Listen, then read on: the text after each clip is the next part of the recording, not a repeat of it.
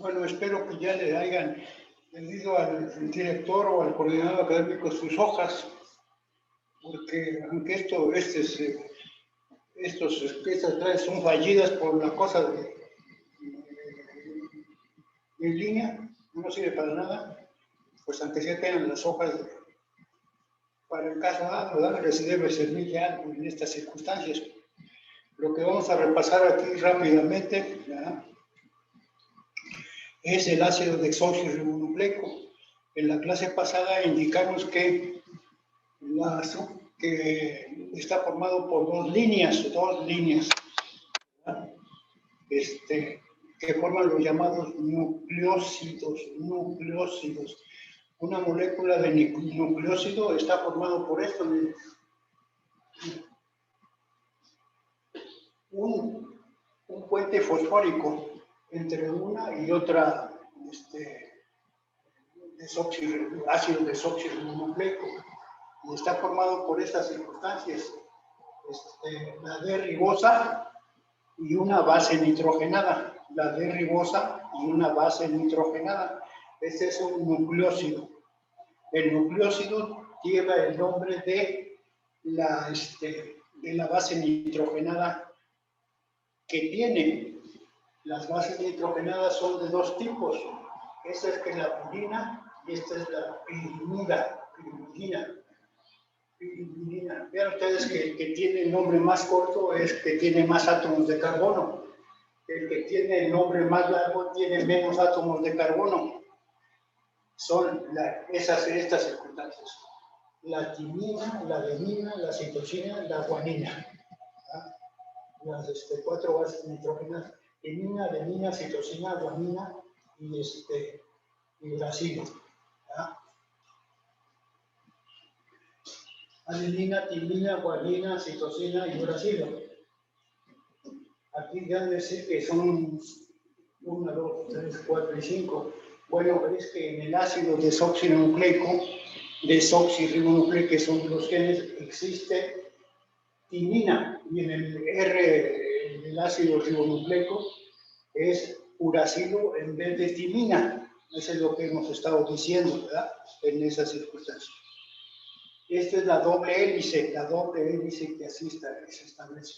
Y aquí hay un croquis debido a que frente a una púrica, una pirimídica. Aquí tenemos el puente fosfato, ¿no?, la desoxirribosa, la adenina. Este seguramente es el nucleósido de adenina, nucleósido de timina, nucleósido de guanina, nucleósido de citosina, etcétera, etcétera.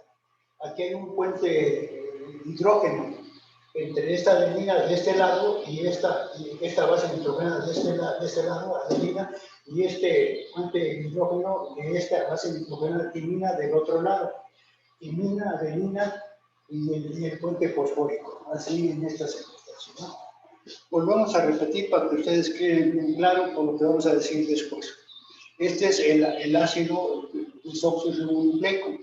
Las funciones del ácido desoxirribonucleico, ya lo vimos, son dos: la replicación y la traducción. La replicación y la traducción. La replicación y la traducción. La replicación y la traducción. La replicación es, volvemos a dar este conocimiento que ya lo deben tener completamente. Una doble hélice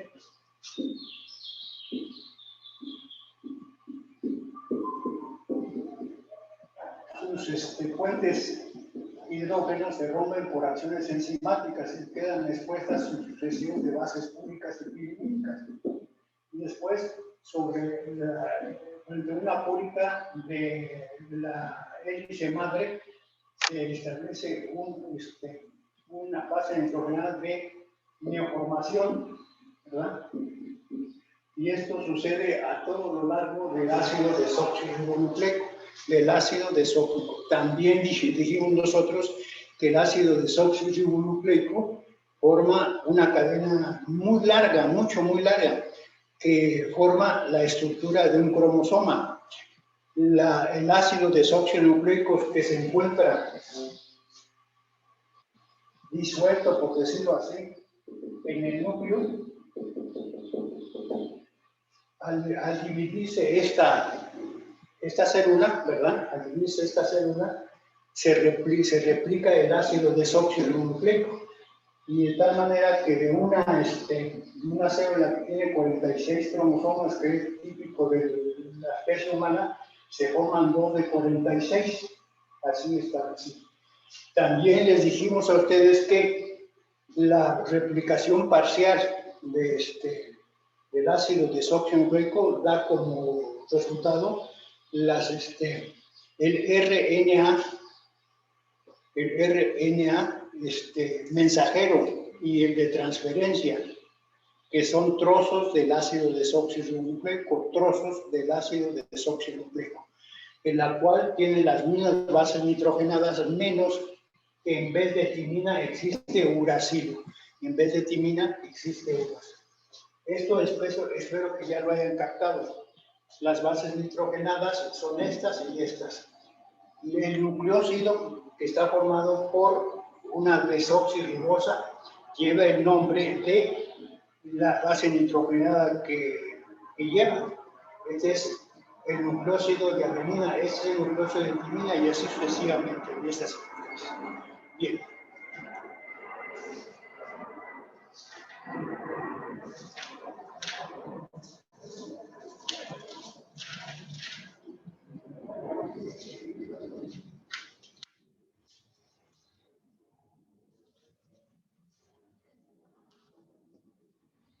Ustedes deben exigir sus hojas, forzosamente sus hojas, porque no es igual en el internet o lo que sea, porque aquí está más claro en esas circunstancias, ¿no? Bien, deben exigir sus hojas.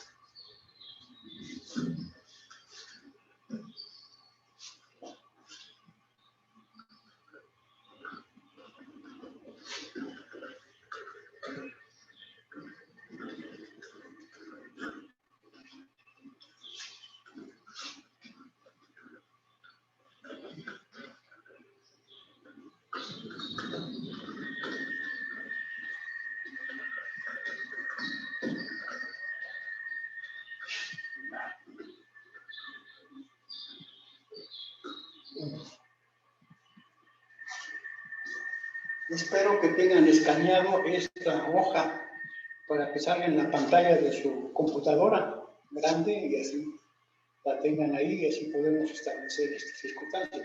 Lo que vamos aquí es nada más explicar lo que ya es obvio aquí en estas circunstancias.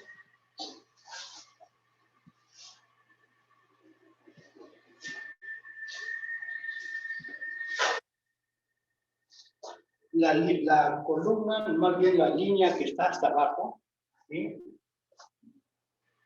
Vean ustedes eso, la que está hasta abajo de su hoja, nos está hablando de la sucesión de esas bases púricas y pirimídicas, que es el patrón, por decir así. Y por eso tiene, ¿cómo se llama? La denominación de una, así dice, una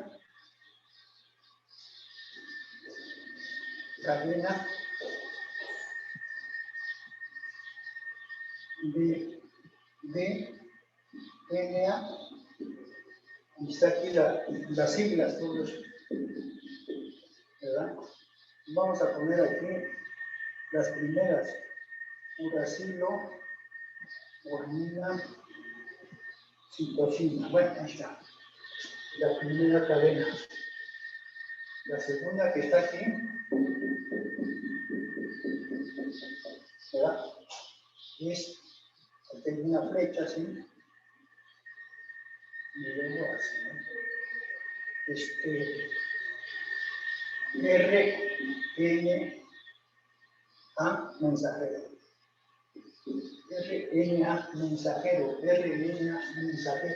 RNA mensajero. ¿De dónde deriva el RNA mensajero?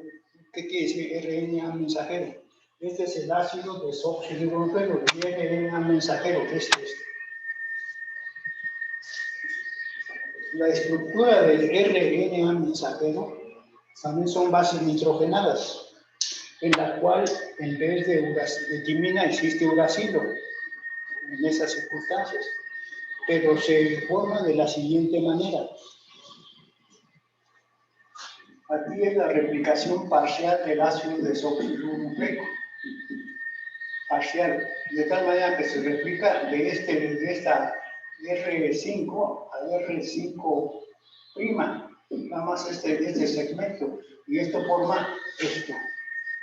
Entonces, la secuencia de las bases nitrogenadas del ácido desoxirribonucleico está dictando la secuencia de las bases nitrogenadas del RNA, mensajero, en circunstancias.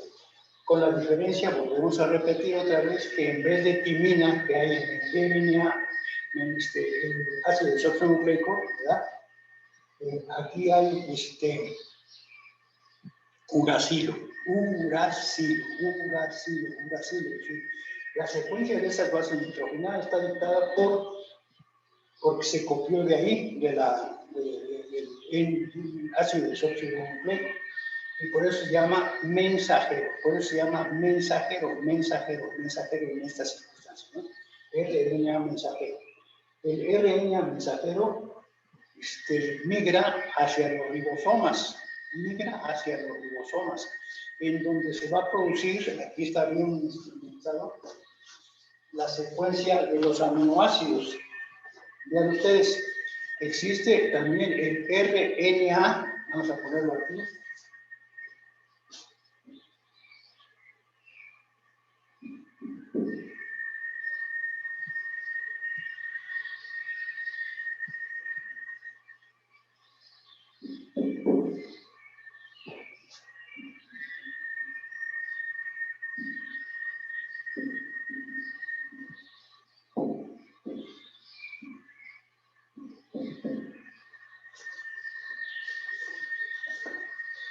También se replica parcialmente el ácido desoxirribonucleico formando el RNA de transferencia.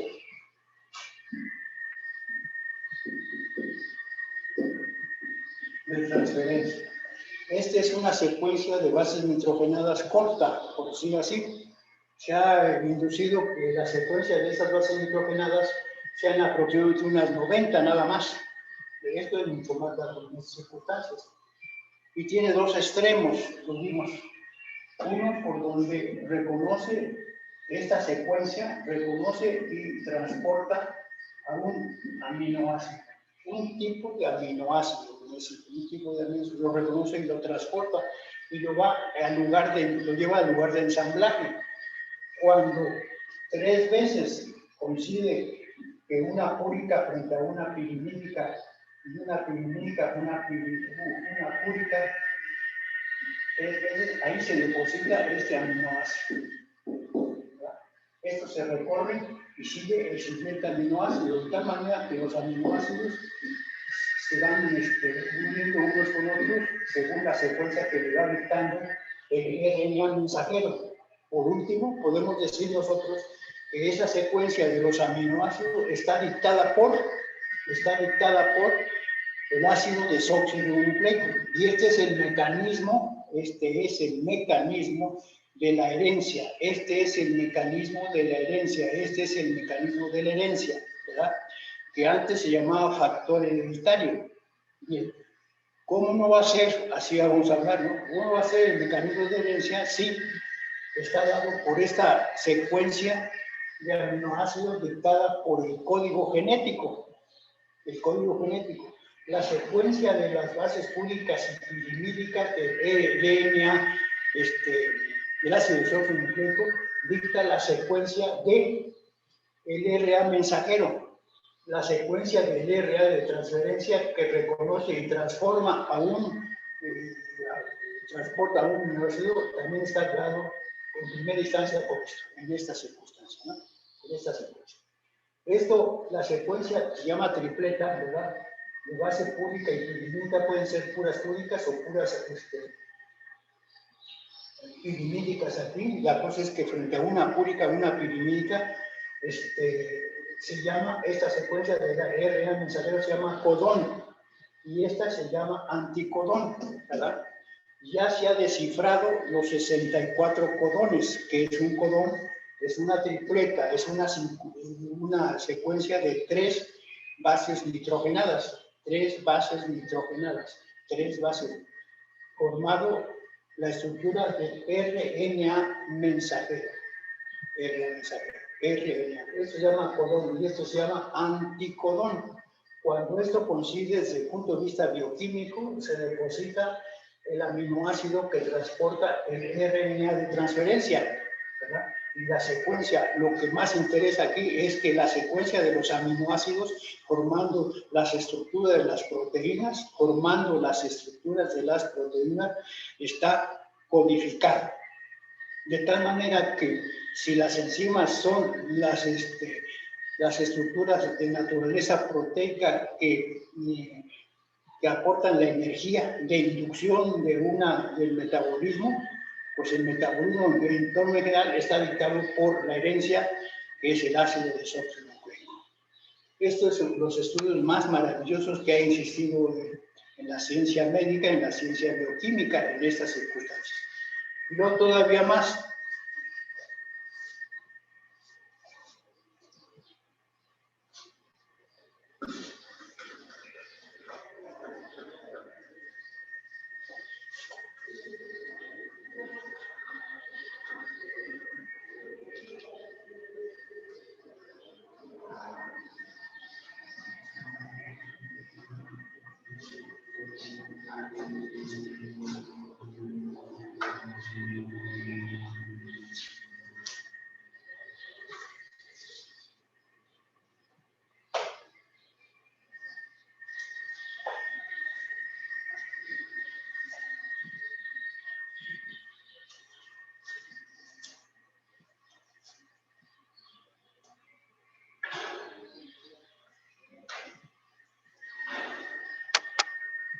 En la hoja número 3, escanearla, 3 explica, está el código genético.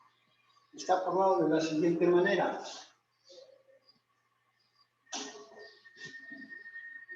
No vamos a poner toda porque ahí lo tienen ustedes.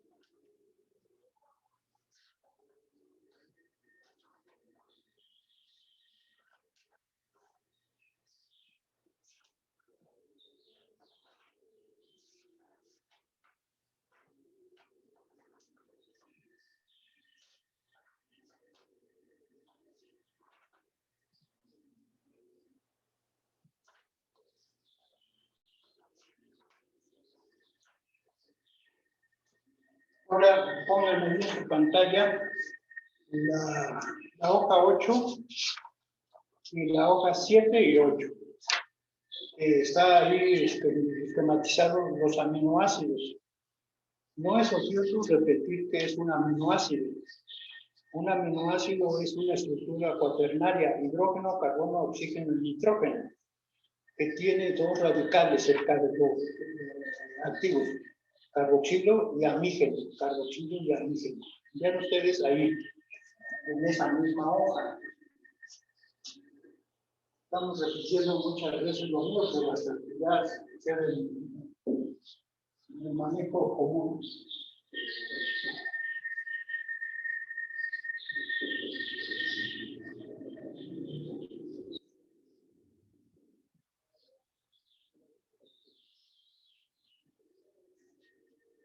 Aminoácido, aminoácido, aminoácido. Los dos radicales activos de esa estructura cuaternaria es una cadena, como está viendo en la hoja número 7, de carbonos. Hay unos aminoácidos muy cortos y otros muy largos, ¿verdad? En esa orden de circunstancias. Pero lo más característico de estos aminoácidos es que los dos valencias del carbono que contiene 4 valencias, uno está saturado por el radical carboxilo y otro por el radical amígeno. Existen realmente aminoácidos disueltos en el plasma, pero normalmente forman las llamadas cadenas de aminoácidos, que es la estructura de las proteínas. Un aminoácido reacciona con otro, con su radical amígeno, y así se extrae una molécula de agua y se produce la unión peptídica. Y esta secuencia de aminoácidos tampoco es al azar, tampoco es al azar, tampoco es al azar. Está dictada por el código genético, está dictada por el código genético, está dictada por el código genético, está dictada por el código genético. Vean ustedes ahí los principales aminoácidos. Vean ustedes, los aminoácidos, ya lo hemos dicho, pero estamos repitiendo, se pueden clasificar desde el punto de vista biológico en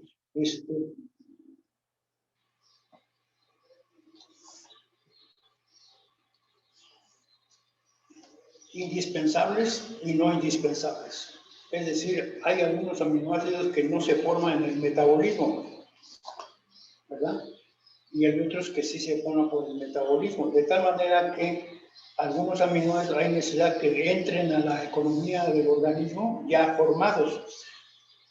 Los otros no, porque se forman por la misma metabolismo del organismo en estas esenciales y no esenciales. Esenciales y no esenciales. Esto es muy importante, puesto que ustedes han oído hablar de una dieta que es completa. Debe ser completa porque debe tener todos los grupos moleculares, hidratos de carbono balanceados, claro, hidratos de carbono, lípidos y proteínas y nucleósidos en estas circunstancias, y también proteínas, y también vitaminas. Vamos a hacer mención en esta clase que es una vitamina, vamos a repetir estas circunstancias, ¿verdad? Pues bien, hay algunos aminoácidos que solamente no los fabrica el metabolismo del organismo, sino que son fabricados y entran a nuestro organismo por medio de los alimentos, ¿verdad? En circunstancias. Por eso es que una dieta que no contenga todas esas circunstancias es una dieta que no es completa, ¿verdad? Que no es completa en estas circunstancias. Vamos a suponer que sea una dieta no tomar de frijoles, por ejemplo, y tortillas. Pues igualmente faltarán algunos elementos de aminoácidos esenciales que están, por ejemplo, en la carne, en algunas legumbres, etcétera, etcétera, ¿no? En ese orden de circunstancias. Bien, es lo más importante. Aquí tenemos estos aminoácidos principales del organismo.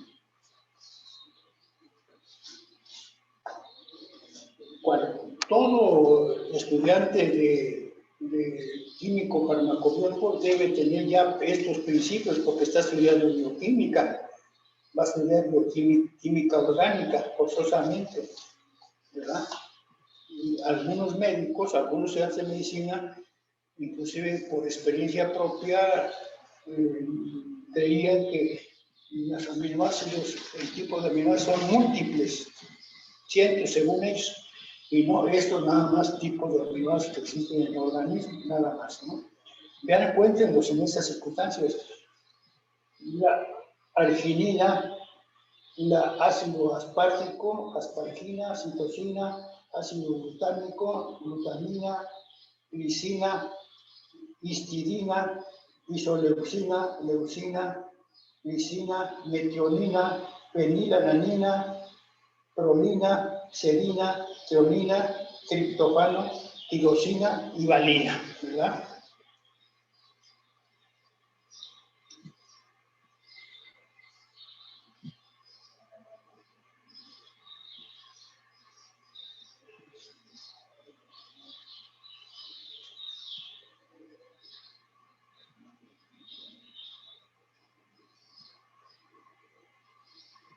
Aquí están las iniciales de estos aminoácidos. Arginina es ARG, alanina ALA.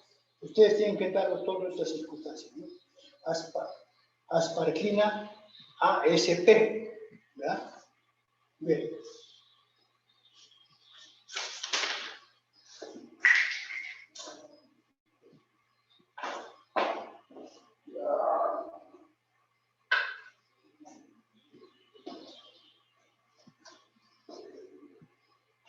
Y como es un repaso, ¿verdad? Como es un repaso, aprovechamos para hablar muy rápidamente de la estructura de las proteínas. Estructura de las proteínas. Ya han sido clasificadas perfectamente.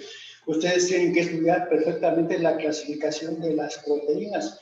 Pero lo que vamos a decir, la estructura secuencial de los aminoácidos que produce una proteína. Una proteína está formada por la secuencia de los aminoácidos. En este estudio, en esta referencia, estamos hablando y repitiendo que la secuencia de los aminoácidos no es al azar, sino está dictada por el código genético, que es lo que vamos a ver en esta circunstancia. Esta es la estructura primaria.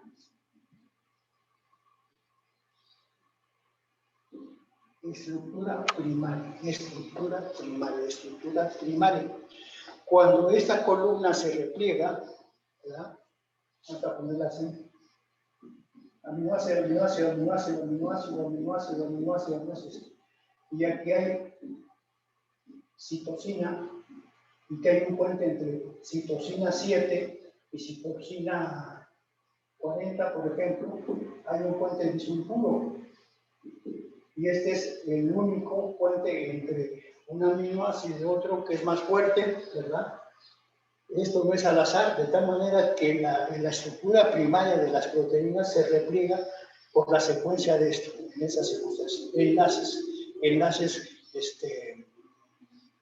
Enlaces entre los aminoácidos. Entre dos citosinas hay un puente disulfuro. Hay otros puentes, y esto se llama estructura secundaria de las proteínas. Las proteínas se enlazan unas con otras y tienen estructura primaria, secundaria y terciaria que forman cordones proteicos, ¿verdad? Vamos a poner esto así. La proteína se está plegando aquí amplísimamente por sus enlaces, diferentes enlaces. El más frecuente es el enlace disulfuro que forma un cordón. Cordón proteico. El más interesante que hemos estado estudiando es los cordones proteicos que se formó de una proteína, de una secuencia proteica que se llama la fibrinógeno y se transformó en un cordón que se llama fibrina en estas circunstancias. Esta es la estructura de las proteínas. Y todavía vamos a hacer algún ejemplo más todavía. Los músculos tienen cordones proteicos, la actina y la miosina. Aquí hay un cordón proteico. Esto reacciona acercándose uno con otro y produce el acortamiento del músculo y este es el movimiento. Pero no llegamos hasta ahí nosotros, porque no llegamos a la fisiología del músculo. Basta decir un ejemplo en estas circunstancias. Y lo que queremos decir es que se ha descifrado el código genético. Está formado en esta forma que están viendo. La primera letra, la segunda letra, la tercera letra. Primera, segunda y tercera letra. Esta es la U, la uracilo, citosina y así sucesivamente en esta orden de circunstancias. Uracilo, citosina, adenina, guanina. ¿Verdad? ¿Qué son estos? Son los codones.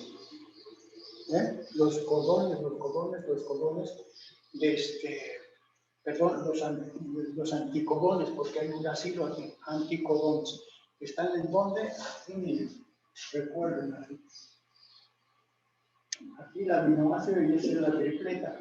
Aquí, por ejemplo, tenemos que es uracilo. Enfrente tendrá que haber una púrica, 3 púricas para que se deposite el aminoácido así específicamente. Pero ya ha sido descifrada. Aquí tenemos la primera letra, todas estas, 1, 2, 3 y 4. La primera letra es uracilo. La primera letra de la segunda letra que están aquí también es uracilo, de tal manera que aquí es U, ¿verdad? Pero aquí es la primera de este lado, la primera de este lado, y aquí está la segunda de la segunda letra, C. Esto traduce la fenilalanina. Cuando esto sucede en un codón y en un anticodón, pues se deposita la fenilalanina, ¿verdad? Y aquí vean ustedes, UUA, UUC, ¿verdad? UUA, UUCG, ¿verdad? Leucina. Y así está ese código genético. Son 64 codones, ¿verdad? Del ácido desoxirribonucleico el mensajero en estas circunstancias. 3 de los 64 traducen también iniciación y otros terminación de secuencias de aminoácidos, porque una proteína está formada por la secuencia de tantos aminoácidos. Cuando llega a ese código en el cual se produce o da el código que se debe terminación de esta secuencia, hasta ahí llega a esta circunstancia, porque debe iniciarse. Todo está previsto por el código genético. Lo habíamos dicho nosotros en las circunstancias. Bien, esto es lo fundamental que debe conocer todo estudiante de químico farmacológico. Y también se les da un poco en la prepa, pero esto tienen que iniciar, conocer específicamente. De hoy en adelante ya no tienen por qué estar ustedes dudando o recluyendo, ya saben el mecanismo. Lo más importante de eso es que ya se ha descifrado el código genético, ya se ha dilucidado también perfectamente cuál es la estructura molecular de los genes, ya se sabe cuál es el mecanismo de la herencia, ¿verdad?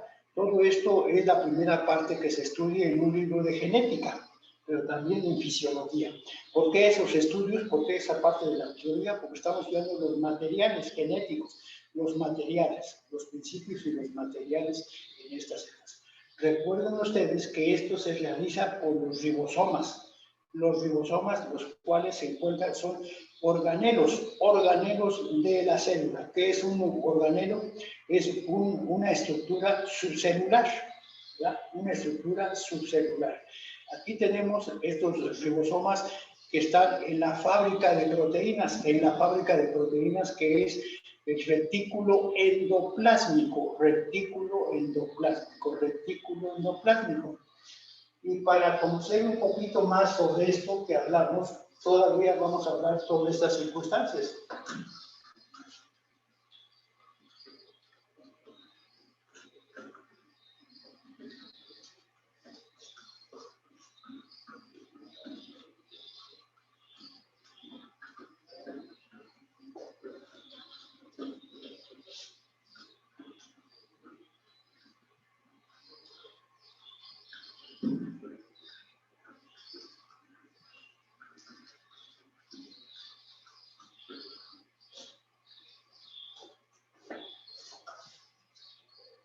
¿Recuerdan ustedes que en la primaria, en la secundaria más que nada, y en la prepa ya no, ya estudiaron un poquito más profundo estas secundarias, y les dijeron que, y es cierto, la unidad fundamental de las estructuras de un cuerpo multicelular es la célula, y que está formada por membrana, citoplasma y núcleo, membrana, citoplasma y núcleo. Aquí ustedes han adelantado al conocimiento de estructura molecular por la estructura del ácido desoxirribonucleico de los genes, del núcleo celular, ya se ha avanzado en circunstancias.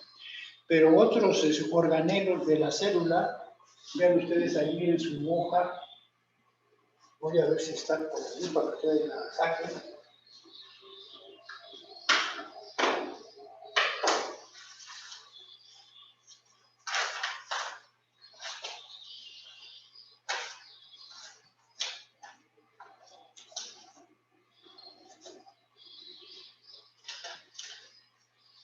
Bueno, no, está ahí, búsquenla ahí en su kit que se les han mandado.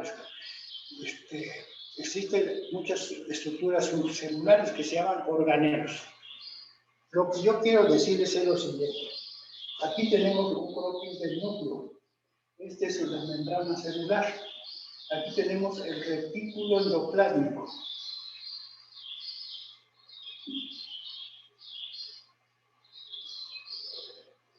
Vamos a ver vamos a suponer que estamos viendo a unos leucocitos, un linfocito de mediano tamaño que forman los anticuerpos. Y todas las células, este retículo endoplasma, aquí están los ribosomas, que se clasifican, y hemos dicho, por su densidad. ¿Verdad? Densidad. Los grados Schreiber, recuerdan ustedes que lo hablamos, ¿no? ¿Qué es la densidad? Repetimos una cosa que ya ustedes saben, es la cantidad de materia por unidad de volumen. Esa es la densidad en esas circunstancias. Bien. Los ribosomas se clasifican por Schreiber, que es de mayor densidad y menor densidad. El caso es que el retículo endoplasmático con esos ribosomas es la fábrica de proteínas. ¿Cómo se fabrica cómo se hace la fábrica de proteínas? Como hemos estado diciendo, el RNA de transferencia va hacia el RNA de mensajero y ahí se deposita un aminoácido y la secuencia de esos aminoácidos van a formar estructuras que tienen múltiples aminoácidos y esas se llaman proteínas. Y lo más importante que es por medio de un código.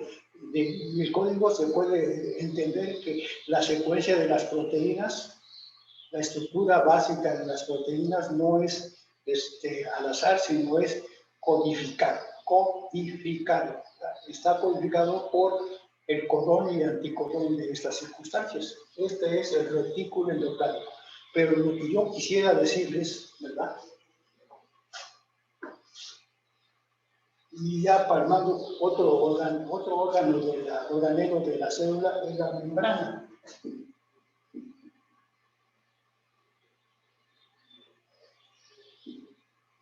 La estructura de la membrana, ¿verdad? Y es como un sándwich que tiene una parte proteica afuera, una parte proteica adentro, y adentro es una parte de lípidos en esta circunstancia. Y actúa como si fuera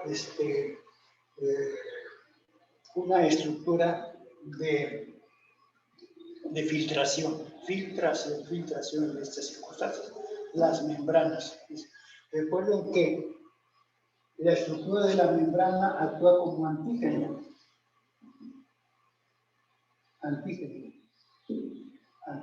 en estas circunstancias.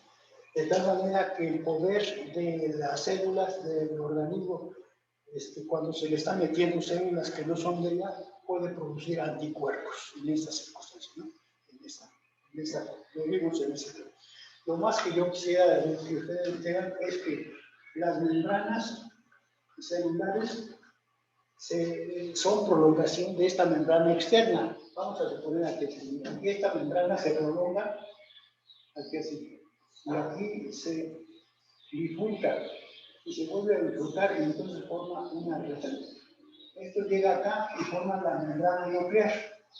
De tal manera que todo esto, todas estas redes que dicen en esa membrana, es una zona que se introduce, que está formada por la parte externa de la membrana en esa orden de circunstancias.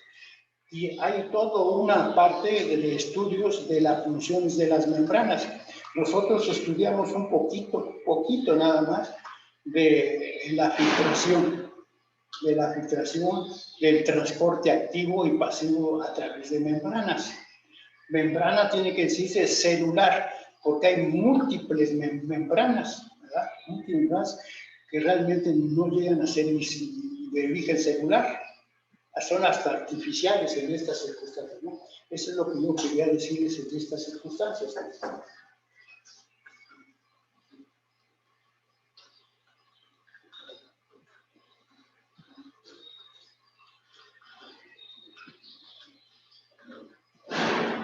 Una vez dicho esto, recuerdan ustedes,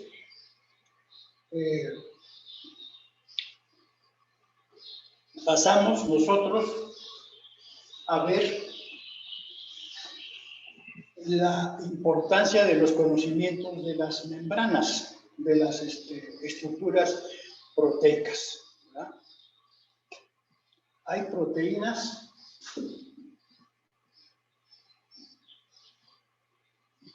estructurales y proteínas funcionales.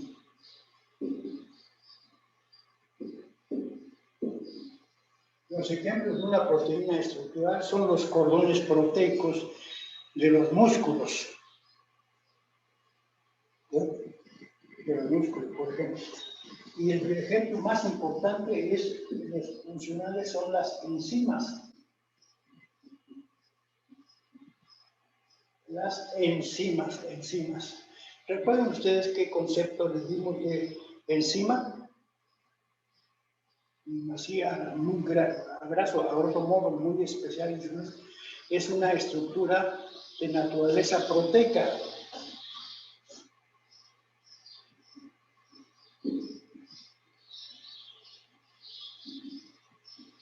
Naturaleza proteica. Entonces, ¿qué quiere decir esto? Pues que está formado de proteínas, ¿verdad? Es una enzima de naturaleza proteica. Como hemos visto que las proteínas están formadas por aminoácidos y que la secuencia de aminoácidos está dada por el código genético, se forman tantas enzimas que empujan todo el mecanismo del metabolismo, lo que es el metabolismo. ¿Qué es el metabolismo? Lo hemos estado diciendo muchas veces. El conjunto de las reacciones bioquímicas, movidas por las enzimas. Eso es el metabolismo. El metabolismo, recuerden ustedes que se divide en dos: anabolismo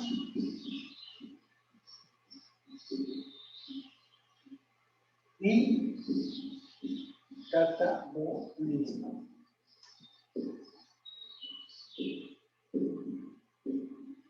Los términos estos griegos, de las raíces griegas, es anabolismo es construcción y catabolismo es destrucción, lisis, destrucción. De tal manera que un ser vivo, aunque no se ve todavía, sigue estas circunstancias, está en balance de formaciones de estructuras propias de la vida y formación de destrucción de lo que está construido, se está renovando en estas circunstancias. Podemos comparar de esta forma, ¿no? Un río, agua. Hagan esta comparación. Si nosotros estamos viendo aquí esta agua que estamos viendo en un instante ya no es la misma que estaba aquí, ya pasó esta agua, ya no es lo mismo, ya no es igual. Nosotros, nuestras estructuras bioquímicas se están renovando constantemente. Y aprovecho para darles una especie de tarea y estudien, hay muchos libros, hay muchas teorías, hay muchas circunstancias, que es el envejecimiento. ¿Qué es el envejecimiento? ¿Qué es el envejecimiento? Si alguno quiere que hagamos mención de esto, con todo gusto, pero desde el punto de vista teórico, molecular, bioquímico, biológico, de estas circunstancias, ¿qué es el envejecimiento? ¿Qué es el envejecimiento? La palabra de envejecimiento no nada más es bioquímica, sino también es físico. Un metal viejo, por ejemplo. Y por ahí nos vamos todavía, la oxirreducción y todas esas circunstancias. Eso lo quedamos ahí como detalle. Anabolismo y catabolismo, anabolismo y catabolismo, anabolismo y catabolismo en estas circunstancias. Pero estamos hablando de las enzimas. Lo he dicho muchas veces, pero ahora vamos a hablarlo otra vez igual, pero ya en forma de que entendieron que ustedes ya lo saben, simplemente estamos repitiendo, ¿verdad? Algunas veces para entender una cosa o para saber ya una cosa se repite, ¿verdad? Se repite esas circunstancias. Ese es el origen de los reflejos condicionados.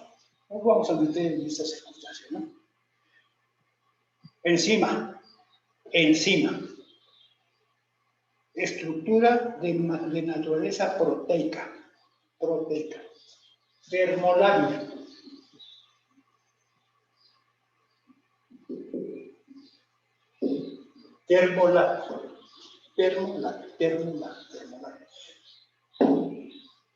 Termolábil. Termo es temperatura. Lábil es debilidad, ¿verdad? Termolábil. Si nosotros cosemos una sustancia que tenga muchas enzimas, pues estas enzimas, ya he hecho experimentos, se deterioran. La secuencia de los aminoácidos que están formando esas enzimas se destruyen completamente se destruyen. Se llama termolábil. Y todavía más hablamos de las enzimas. Lo principal es la función que desempeñan. Aportar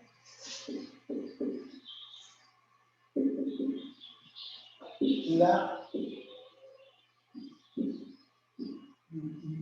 inducción. La inducción de un paso metabólico. Un paso metabólico. Energía de inducción de un paso metabólico, ¿no? Un paso metabólico. Lo principal, ya no vamos a dar muchos ejemplos ni nada de circunstancias, ¿verdad? Es que un paso metabólico es un cambio de estructura de una sustancia y también de sus funciones de esa sustancia, de estas circunstancias, de estas sustancias. También aprovecho para decirles algunas circunstancias.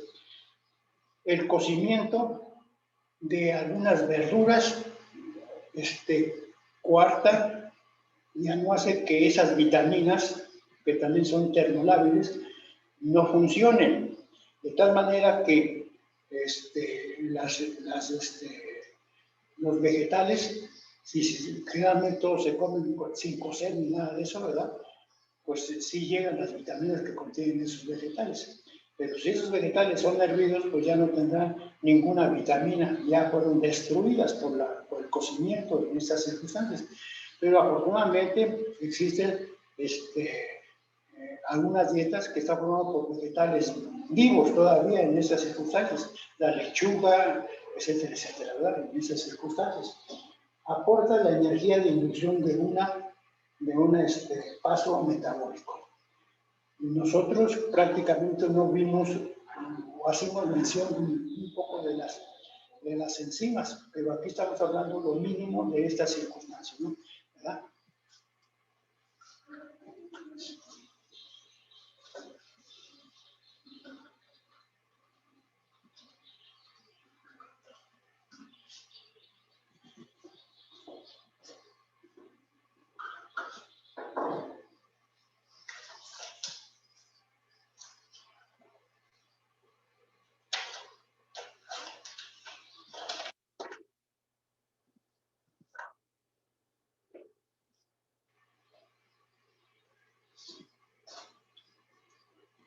existe la teoría de la estructura de las enzimas, que se va a completar con un croquis aquí, de la llave a la cerradura, de la llave a la cerradura, de la llave a la cerradura, ¿verdad? En esas circunstancias. ¿Recuerdan ustedes que hicimos mención de esa comparación debido a que la enzima reconoce estructuralmente a el sustrato?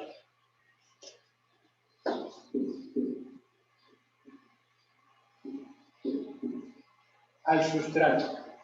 Enzima y sustrato. Enzima y sustrato. Enzima y sustrato.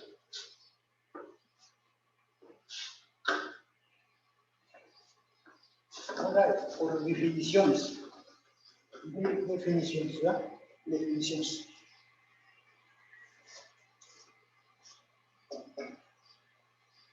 Por definición, y luego hacemos un acopio de imaginación y vamos a ver de qué se trata esta circunstancia, ¿no? Estamos hablando nosotros que la enzima es una estructura de naturaleza proteica. Estamos hablando en la estructura fenotípica y vamos a compararla con la llave de la cerradura.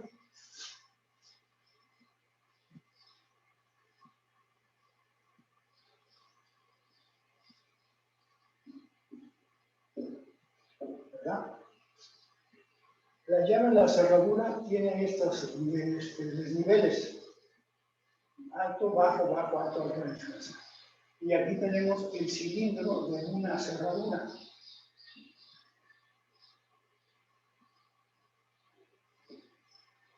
Este cilindro está en medio de un cañón, así. Y aquí hay pistillos. Cuando se mete esto, todos los pistillos se arriman, y ya todos están aquí y se puede dar vuelta. Cuando se quita estos pistillos, entran aquí y cuando uno consigue esto, pues no se puede dar vuelta a estas circunstancias. Esto es lo que está comparando con la llave de la cerradura. ¿Por qué estamos comparando esto? Desde el punto de vista estructural, la enzima reconoce a la estructura física, por decirlo así, de una sustancia que se llama sustrato. Podemos ponerlo así, hay muchas así.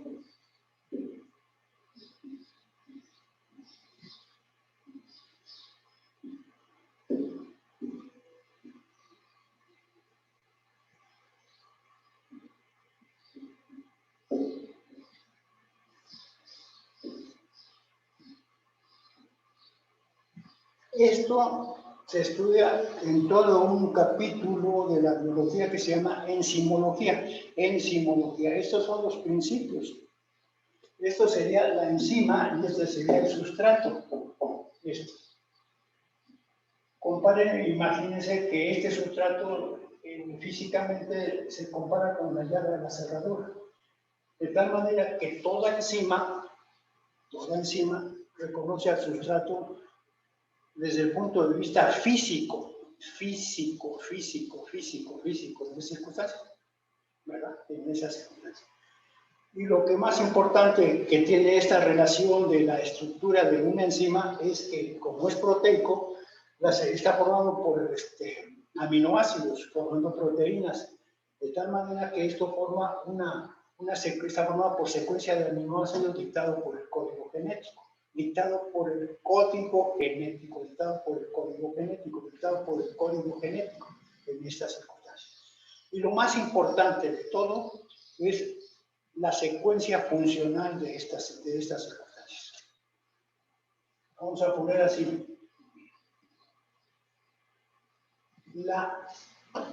Esto debe ser traducido ya en términos bioquímicos en esta circunstancia. La acción de la enzima, volvemos a repetir, aporta la energía de inducción de un proceso metabólico, ¿no? En esas circunstancias. Pero sí son metabólicos. Vamos a ponerlo así. Si nosotros ponemos una molécula aquí y otra molécula aquí, ¿verdad? Las dejamos y ponemos un poco de calor y las dejamos con el tiempo, esto reacciona y se produce un cambio, un proceso bioquímico en estas circunstancias, ¿no? El tiempo en estas circunstancias, ¿no? Y los ejemplos que le he dado. Pero si a estas le ponemos a una energía de inducción, que es la enzima, ¿verdad? Entonces esto reacciona más rápidamente, se produce un cambio de uno u otro en esas circunstancias, un cambio en la energía de inducción. La energía de inducción es muy poca, muy poca, ¿no? La enzima no se destruye, lo que se cambia es el sustrato en esas cosas. El cambio de sustrato puede ser de romper un radical, romper un enlace, añadir un radical, etcétera, etcétera. Ya veremos un poquito de circunstancias, ya veremos en circunstancias, en esa forma, ¿no? La energía de inducción, ¿verdad? En esta fase. Y vamos a tener que ponerlo también en relación a la moneda de intercambio energético. Vamos a poner en relación estas circunstancias. Existen entonces múltiples enzimas. Nosotros somos tal cual porque nuestras enzimas actuaron. Somos tal cual de forma funcional y de forma física porque nuestras enzimas actuaron. La parte fundamental, terminal de esta acción funcional es el fenotipo. De tal manera que el fenotipo humano, dado por la herencia de los genes en estas circunstancias, ¿no? Pero esto no tendría mayor importancia, si no es que ha habido estudios genéticos, ¿verdad? Estudios genéticos. Para que ustedes le agarren un poco de sabor al caldo,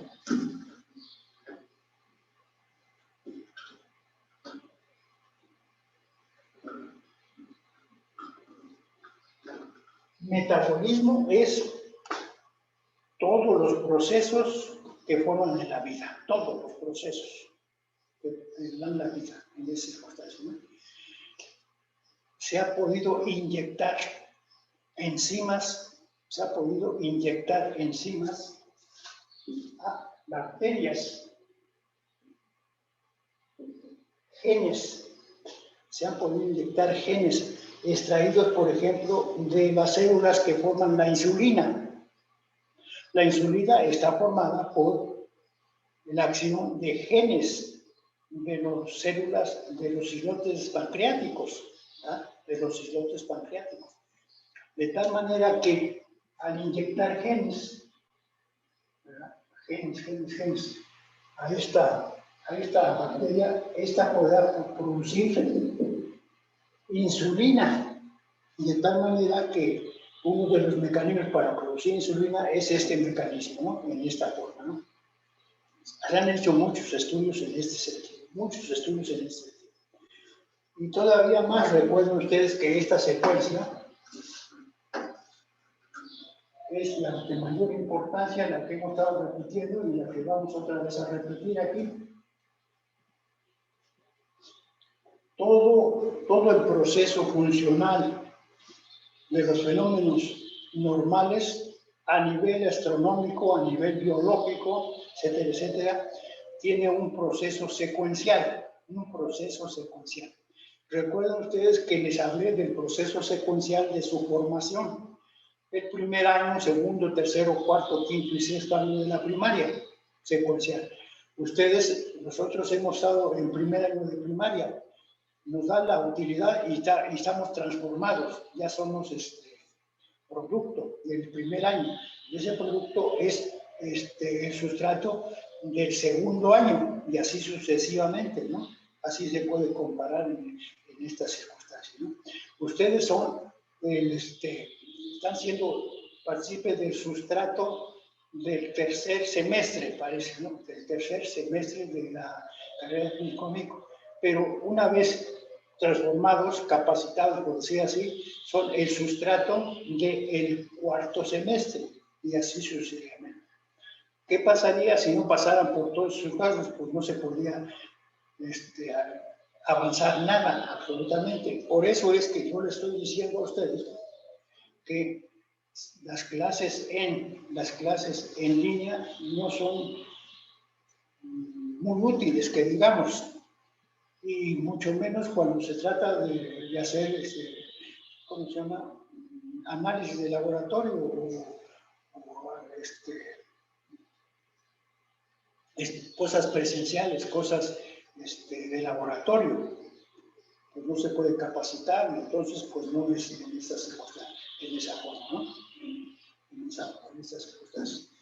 Y la secuencia que deben grabarse ya, y repetimos toda esa secuencia, es la siguiente: enzima más sustrato. Produce esta relación enzima-sustrato. Este proceso produce el producto. El producto es el sustrato de la siguiente. Esta es la enzima 1 y esta es la enzima 2. Esta enzima 2 toma como sustrato al producto sustrato, y así sucesivamente, así, en esa forma, ¿no? Y todavía recuerdo que dijimos que la teoría de la evolución de las especies está dado por la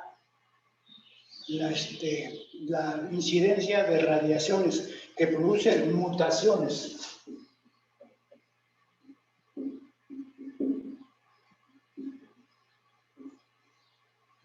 Hay experimentos, no tuvimos el tiempo de examinarlos bien ni nada de eso porque no hay tiempo, ¿verdad?, en la cual se han producido mutaciones en esas circunstancias. Esta secuencia de enzimas sustrato, puede estar cortada por una mutación. La mutación puede estar dada por la energía mutante. Y todavía hacemos alguna referencia sobre esto, para que ustedes vayan agarrando el sabor al caldo. Existen teorías, y se ha comprobado, del origen del cáncer. Es multifactorial. El cáncer es multifactorial. Una de las causas del cáncer es el proceso hereditario. El proceso hereditario. Si una persona tiene de sus padres que tuvieron cáncer, entonces él tendrá una probabilidad mayor de tener cáncer en circunstancias de origen hereditario, ¿no? ¿Verdad? En esas circunstancias. Si una persona está expuesta a mutantes, ¿verdad?, por ejemplo, la radiación del sol, rayos X, etcétera, etcétera, pues el origen es esa circunstancia. ¿Qué es lo que produce esta mutación? La mutación es la incidencia de una forma de energía, especialmente la energía radiante, ¿verdad?, en estas circunstancias. Esta secuencia de enzima 1, enzima 2, 3, así sucesivamente, puede estar produciendo que se rompa esta parte de la secuencia. Y entonces el resultado final de esta secuencia, que produce, por ejemplo, insulina o que produce alguna otra secuencia, no se forma, y esto se acumula hasta aquí. Y entonces produce, en términos muy generales, un fenotipo y una función diferente a los que ya estaban ahí. Y eso, según la teoría de Darwin, se producen estructuras mutadas que pueden tener alguna relación, ¿verdad?, con la capacidad de adaptación al medio. Ese es el origen de las especies, en estas cosas. Esta es la secuencia en esas cosas. La secuencia, igual como la secuencia que se forma, que se da que se forma, que se da en en el alineamiento de los aminoácidos, ya lo vimos, también aquí se cumple estas circunstancias de las enzimas, de la acción de las enzimas en esta forma, ¿no?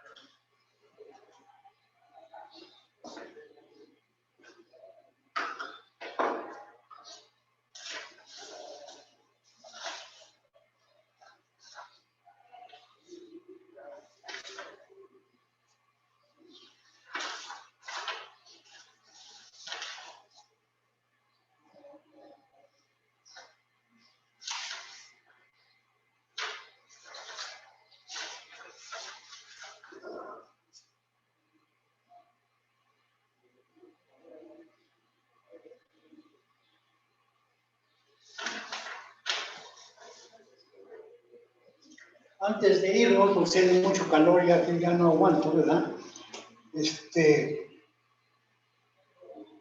Vamos a hablar de esto, el metabolismo intermedio, por ejemplo.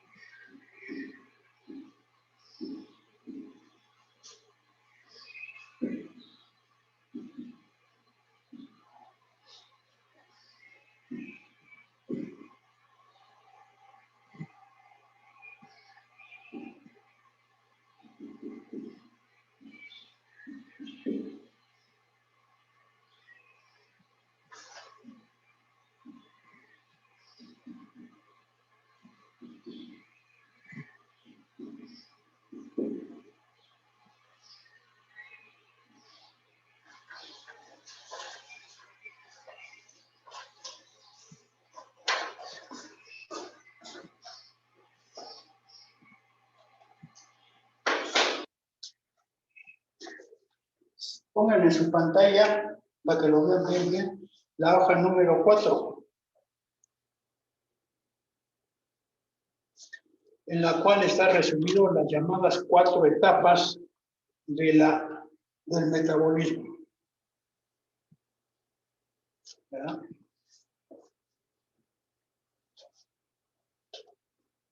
Esta se llama metabolismo intermedio. Metabolismo intermedio.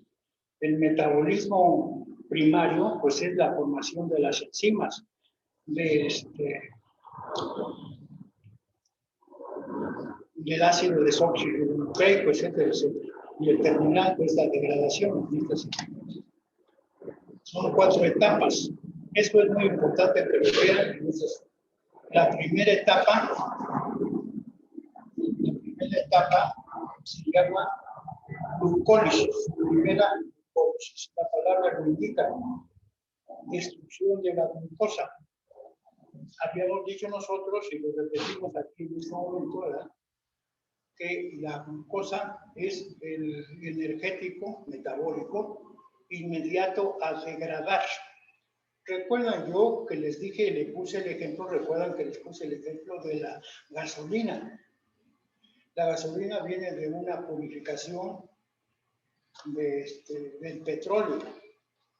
Del petróleo, en ese circunstancia, ¿verdad? Refinación del petróleo. Y ahora, ¿por qué contiene energía la gasolina y el petróleo? Pues viene de la energía que se captó en los vegetales antiguos, prehistóricos y todo eso, de la energía radiante del sol, energía radiante del sol. Y lo que podemos dar a entender aquí, que el sol, hubo la evolución de las especies y existieron las plantas, las cuales tienen los cloroplastos. Los cloroplastos son un mecanismo de transformación de la energía radiante del sol a energía metabólica de esa planta, ¿verdad? ¿Y forma qué? Pues entre otras glucosa, entre otras circunstancias. Pero debido a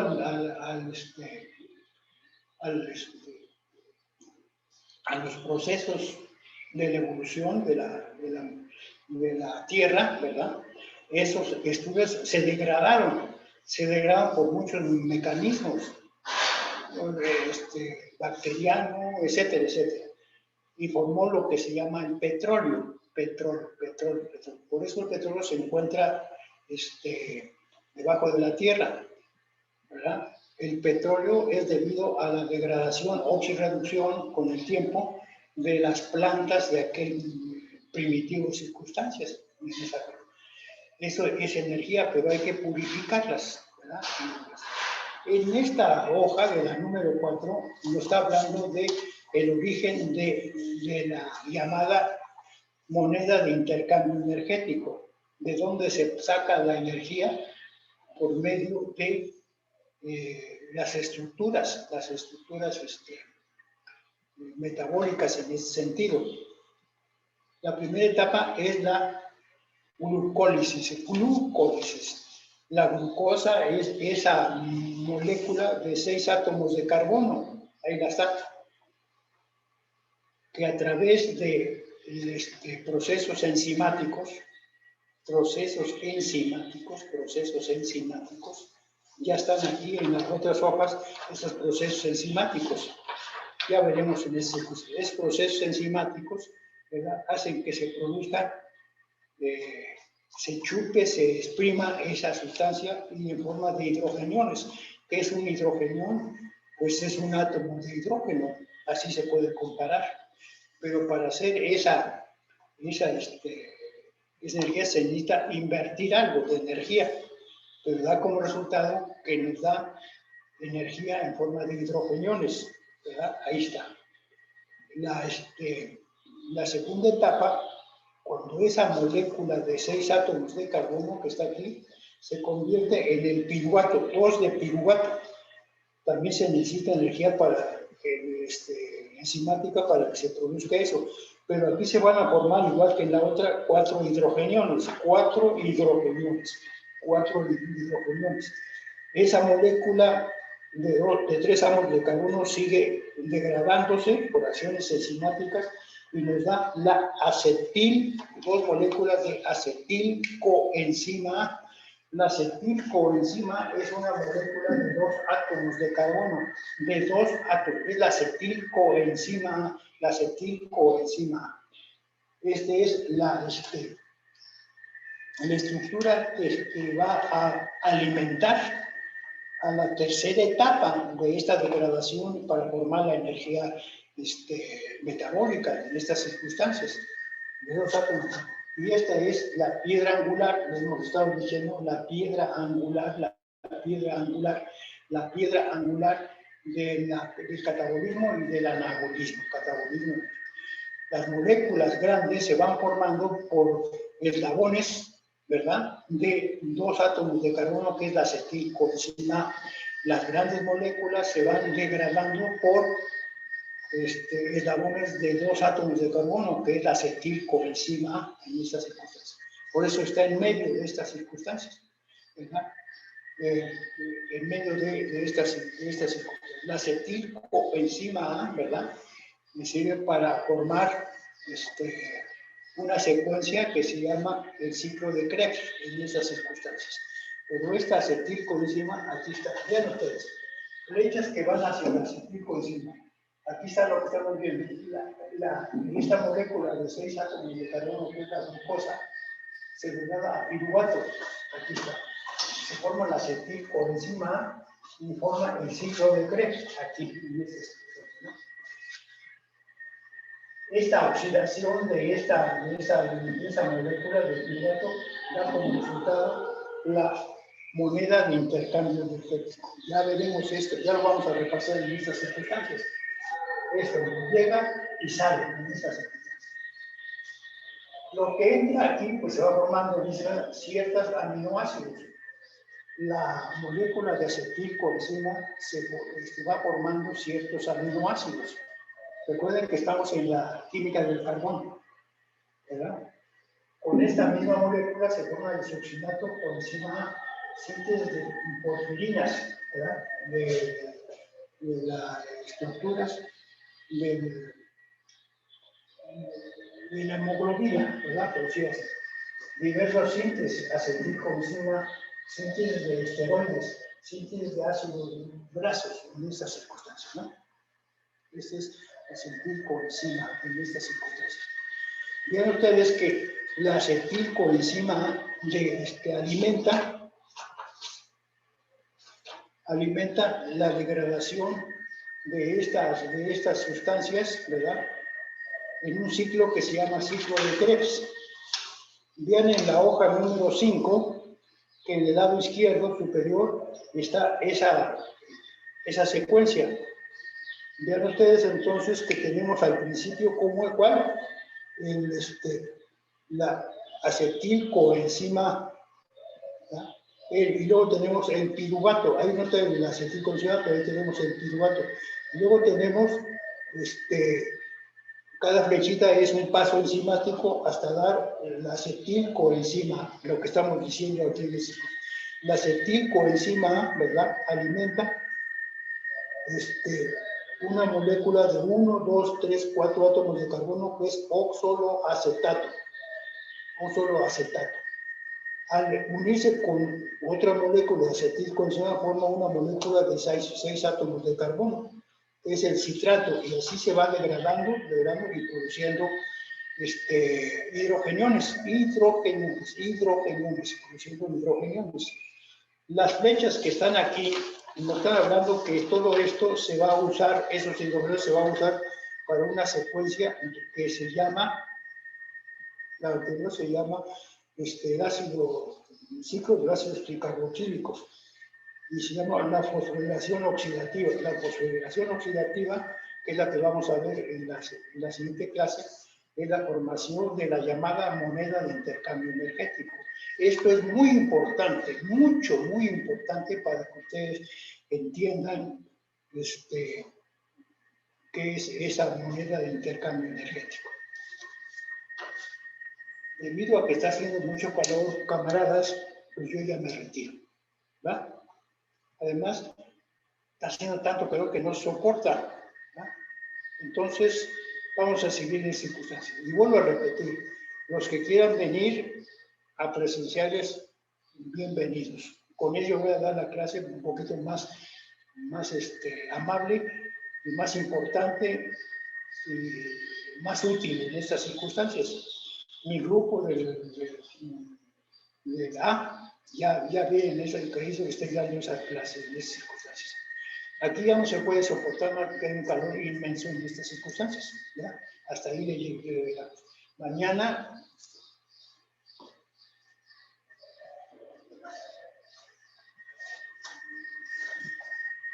nos vemos una hora mañana. A ver si se puede, si no, no. A ver si se puede. ¿Alguien quiere hacer una pregunta? Recuerden que les dije que les hicieran las preguntas al coordinador, pero ustedes pueden ser aquí por línea también, pero no, me da la impresión que no hay público, no hay nada, pero bien, ¿verdad? ¿Alguna pregunta? Nada, voy a volver. Hay los niños.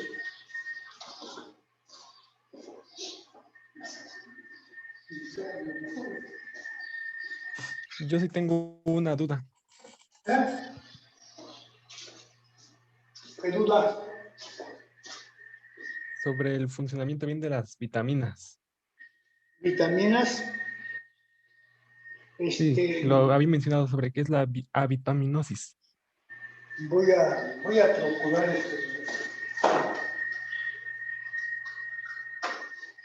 voy a tratar de explicarme.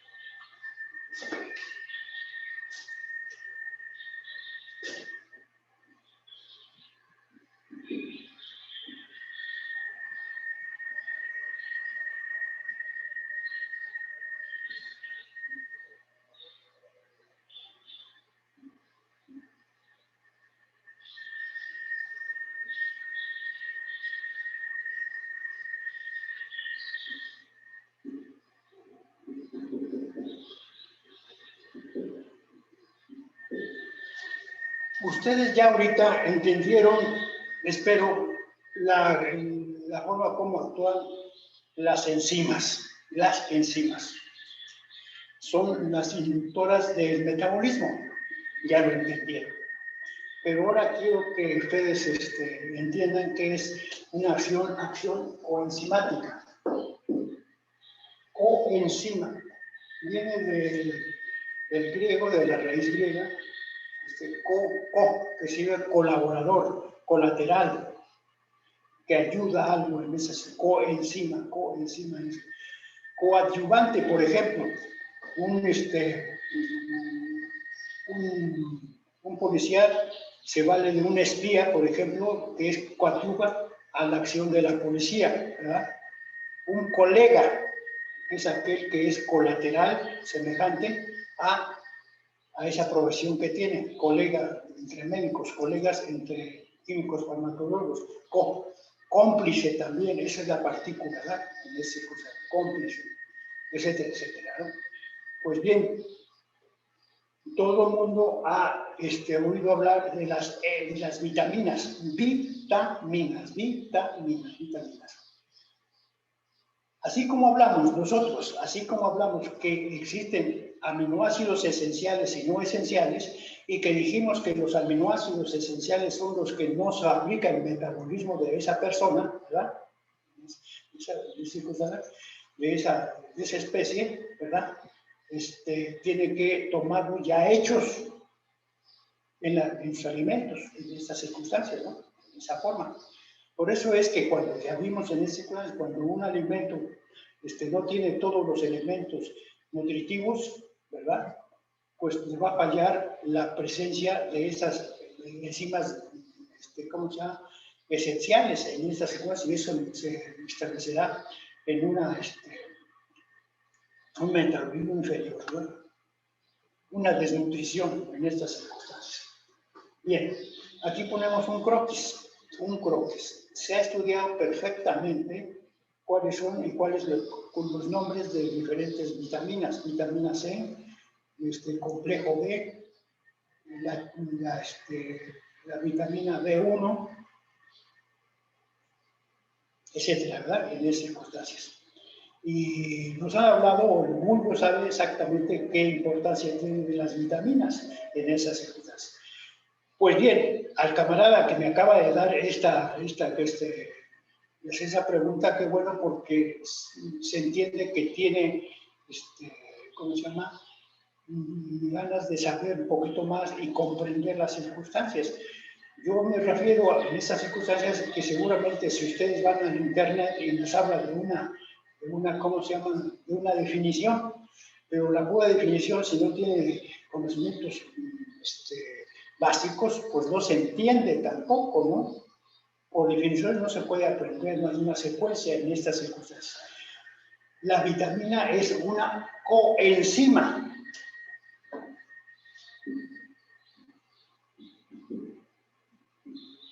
Existen otros términos todavía. Se puede decir por definición que es una coenzima, es una estructura de peso molecular bajo que colabora a la acción de las enzimas, en estas circunstancias. Las vitaminas, desgraciadamente, no se fabrican, muchas de ellas no se fabrican en el metabolismo. Las vitaminas son coenzimáticas, ¿verdad? Pero que vienen solamente de la alimentación, de la alimentación. De tal manera que si esa alimentación carece un poco de las llamadas coenzimas, el metabolismo se trastorna, ¿verdad? Y produce signos y síntomas de avitaminosis. Les voy a hablar de un síntoma de avitaminosis. La falta del complejo B, vitaminas del complejo B, produce disfunción de la memoria, de la atención, hay mucho sueño, etcétera, etcétera. Otras vitaminas producen, por ejemplo, descalificación de las uñas, de los padrastros, etcétera, etcétera, ¿no? En esas circunstancias. De tal manera que entonces hay muchos signos de avitaminosis, que falta de vitaminas. ¿Por qué faltan vitaminas? Porque no se ha tomado alimentos complejos que tienen en circunstancias. Pero lo que me pregunta el camarada es esto. Vitaminas, función, es una estructura pequeña que colabora funcionalmente con las enzimas. Y esto es la función de las vitaminas. Es una acción coenzimática la acción de las vitaminas en estas circunstancias. Acción de las vitaminas. Yo, para que ya me vaya y para que dé un ejemplo, he observado, ¿verdad?, que sus compañeros de otros años, no sé si ¿verdad?, en estos años, ¿verdad?, no ponen atención, están muy en la luna en estas circunstancias. Y una de mis teorías, que puede ser inclusive comprobado, es que no llevan una alimentación sana y completa.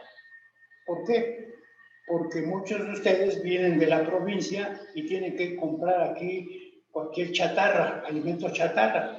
Y entonces eso se traduce porque estamos yendo al maestro o a los maestros y no entienden nada. Les da sueño y no entienden nada. Si tomaran vitamina complejo B, entonces la atención se les mejoraría completamente en estas circunstancias. Y por eso es que, bueno, y también lo experimenté en carne propia, porque yo era una persona muy pobre, mi comida era muy pobre, frijoles, sopa, tortilla y té, ¿verdad?, y nada más. Y pasé la primaria bien, la secundaria bien, y la preparatoria ya casi no tan bien, pero en los primeros años de la carrera de medicina ya nomás, además, ¿cómo se llama? Estaba desvelado por trabajar de noche y entonces no oía nada, no ponía atención ni nada, hasta que empecé a tener un poco de comida más surtida, etcétera, etcétera, empecé a tener ya proceso de atención en estas circunstancias. Tienen que ver mucho también las cosas de las hormonas, también en esas cosas. Pero para contestar rápidamente y bien, las vitaminas tienen una acción coenzimática. ¿Alguien se puede morir sin tener vitaminas? Ahí queda la pregunta, ¿podrá morirse una persona sin las vitaminas? Empiecenlo a carburar, empiecen a hacer un estudio en su internet. ¿Se puede morir una persona por avitaminosis? ¿Se puede acortar su vida por avitaminosis? Puede haber todas son preguntas, ¿no? Puede haber una eliminación completa, pero que tenga, que ese paciente tenga vitaminosis, aunque tenga una alimentación completa. Son preguntas, se pueden contestar desde el punto de vista médico, efectivamente, ¿no? En esas circunstancias. Una vez dicho esto, pues ya me voy, ahora sí. ¿Alguna otra preguntita?